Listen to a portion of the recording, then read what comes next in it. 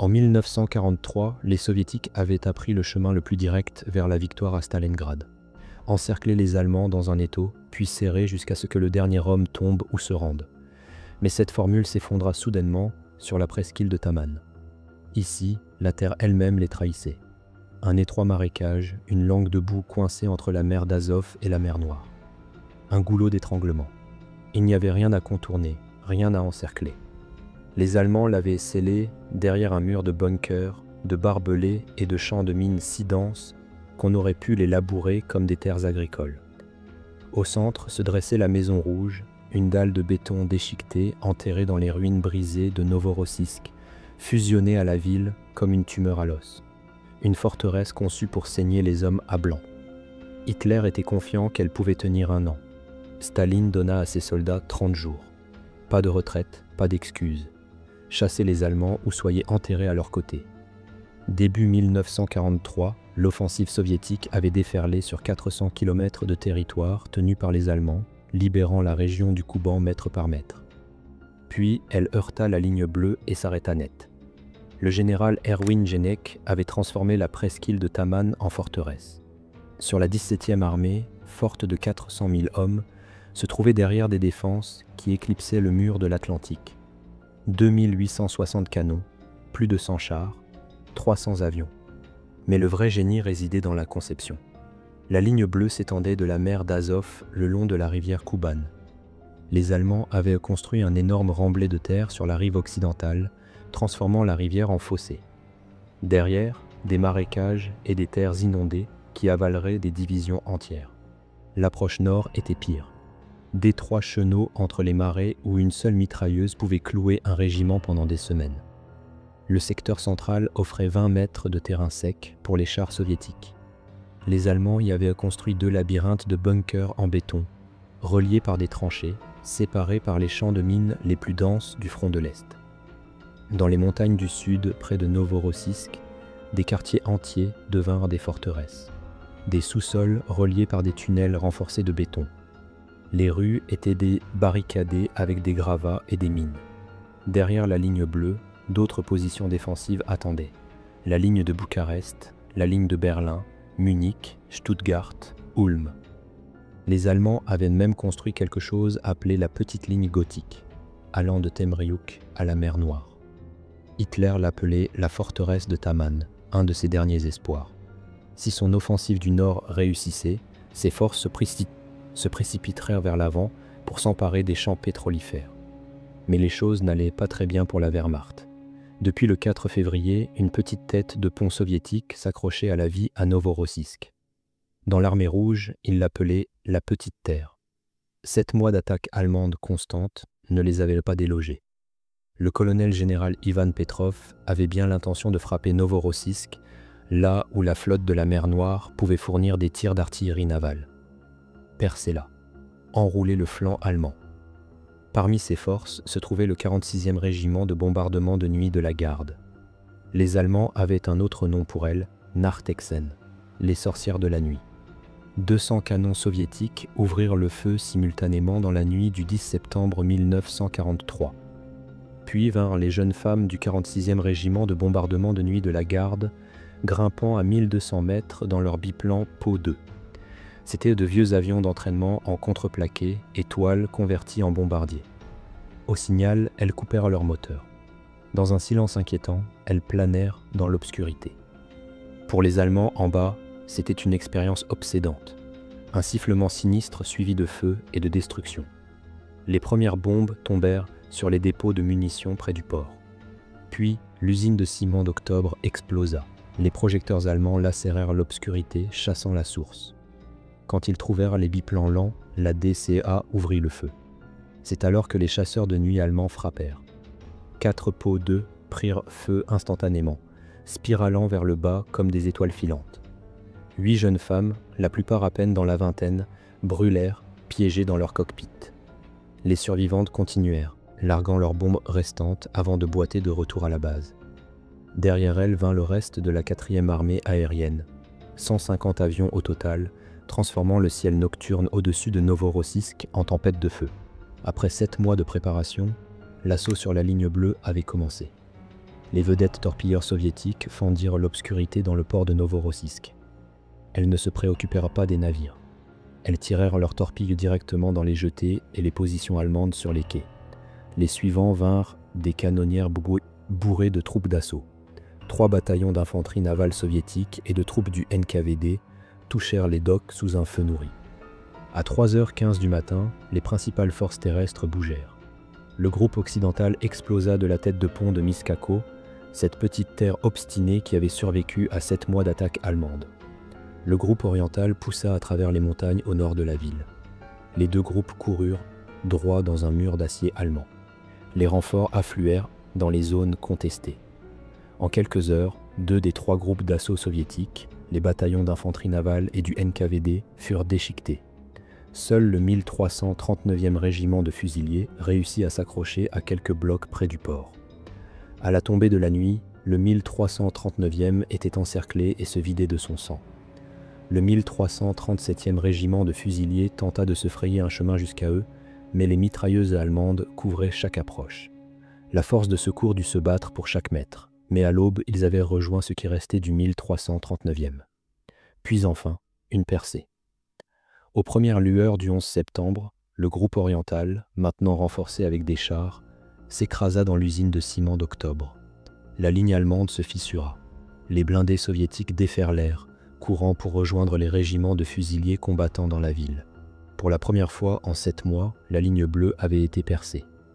Au nord, la 9e armée lança sa propre attaque à travers les marais. Ils ne purent pas percer. Les chenaux entre les marécages étaient trop étroits, trop bien défendus, mais ils tinrent les Allemands occupés, les empêchant de déplacer des réserves vers le sud, à Novorossiysk. Le haut commandement allemand lut ce qui était écrit au mur. Tenir Taman était impossible. Le 4 septembre, Hitler avait déjà autorisé le maréchal von Manstein à commencer l'évacuation de la presqu'île de Taman si nécessaire. Maintenant, avec les chars soviétiques lâchés dans Novorossiysk, la 17e armée commença son retrait à travers le détroit de Kertch vers la Crimée. Ce serait ordonné, méthodique et coûteux pour quiconque essaierait de les arrêter.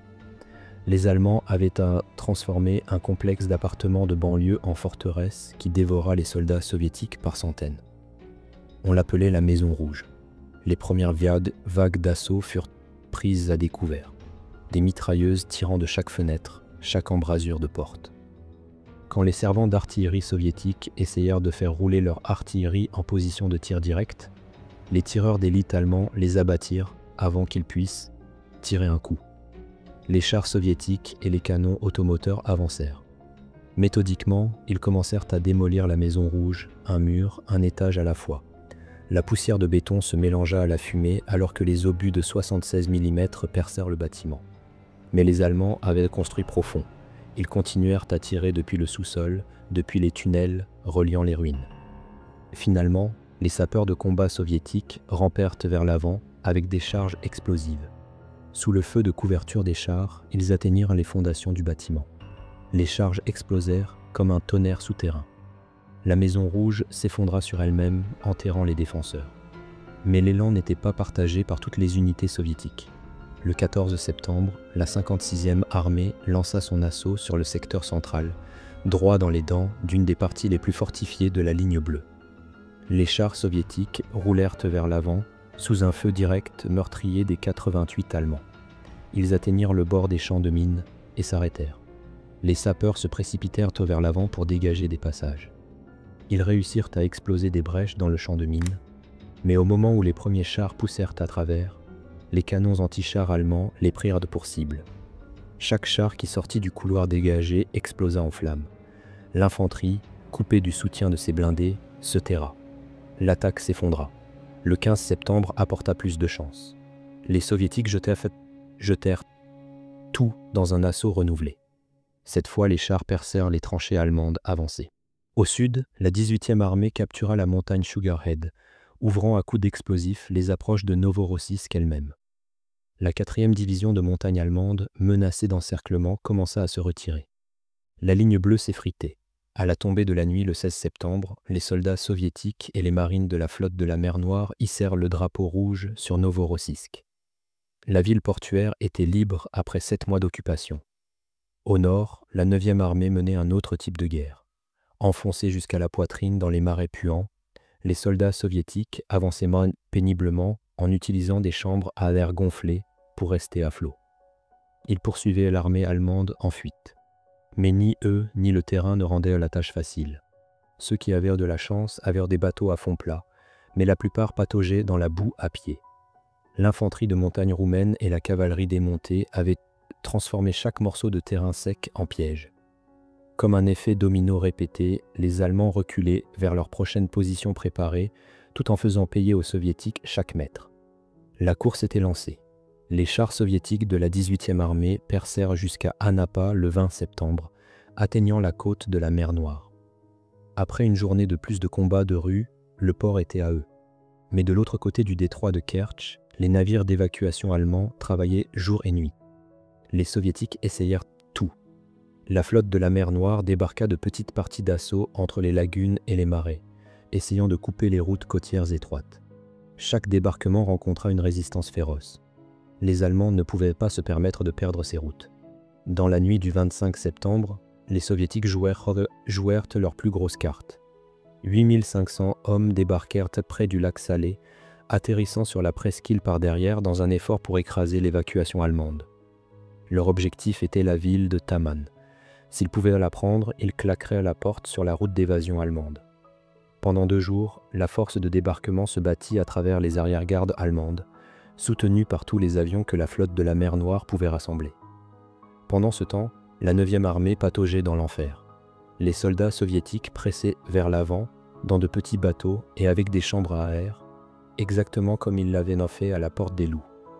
Heureusement pour eux, 1600 hommes de plus débarquèrent à l'ouest de Temriuk. Le 27 septembre, Temriuk tomba finalement. Mais c'était déjà trop tard. La 3e flottille de dragueurs de mines allemandes, transportée par voie terrestre depuis la Baltique sur 64 transports à roues, orchestrait l'évacuation avec une efficacité impitoyable.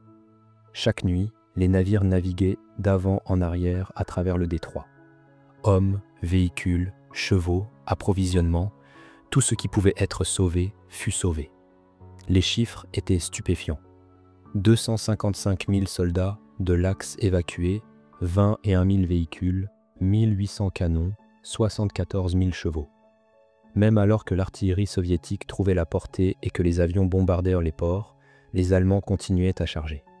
La 97e division légère et la 4e division de montagne tenèrent le périmètre final. Le 9 octobre à 4h47 du matin, les généraux Rudolf Conrad et Erwin Janek montèrent à bord du dernier bateau. L'artillerie lourde allemande sur la côte criméenne tira des barrages de protection finale à travers l'eau. Quand les soldats soviétiques entrèrent dans les positions abandonnées, ils ne trouvèrent que destruction. Les Allemands n'avaient rien laissé d'utile derrière eux. Ce fut une victoire douce amère pour les Soviétiques. Ils avaient réussi à reprendre la presqu'île de Taman en un temps record, mais ils avaient été humiliés par leur incapacité à arrêter l'évacuation allemande. Les pertes étaient aussi sobres. Les Allemands souffrirent plus de 10 000 victimes, incluant 4 commandants de division, 36 000 blessés. Les troupes roumaines représentaient 1600 pertes supplémentaires. Mais les pertes soviétiques les éclipsaient toutes. 114 000 victimes, plus de 40 000 soldats tombés. Les Soviétiques avaient libéré la presqu'île de Taman et scellé la porte du Caucase pour toujours. Mais la 17e armée allemande s'était échappée intacte. Hitler reconnut l'accomplissement de ses soldats avec une nouvelle décoration, le bouclier du Kouban.